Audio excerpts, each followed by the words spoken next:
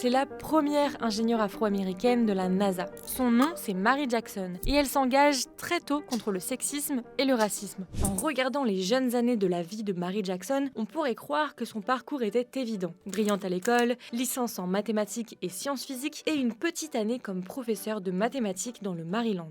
Mais avant d'arriver à la NASA, la jeune mathématicienne a changé plusieurs fois de carrière. D'abord réceptionniste et investie dans le scoutisme, elle devient bibliothécaire, puis secrétaire militaire.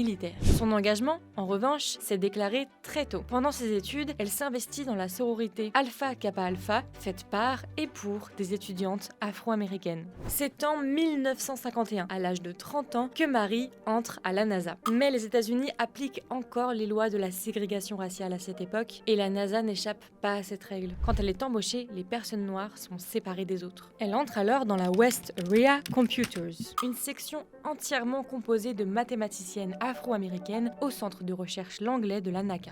Et les femmes étaient quand même payées beaucoup moins que les hommes. Alors les femmes noires sans doute encore moins.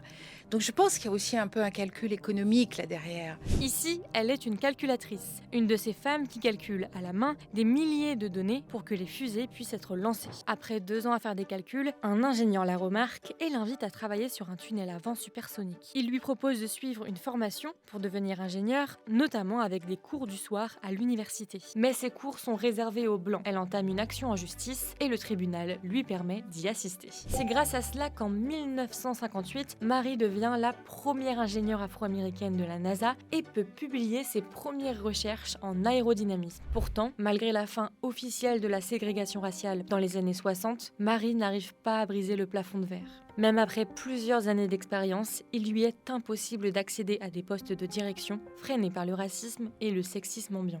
Pour elle, c'en est fini. Elle décide de changer radicalement de carrière et rejoint le département de l'égalité des chances avant de devenir responsable du programme fédéral pour les femmes de la NASA. Elle se bat désormais pour influencer les recrutements et ouvrir les portes de la NASA aux autres femmes afro-américaines. Après plus de 30 ans de carrière, Mary prend sa retraite en 1985. Et en 2020, le siège de la NASA est renommé en son honneur.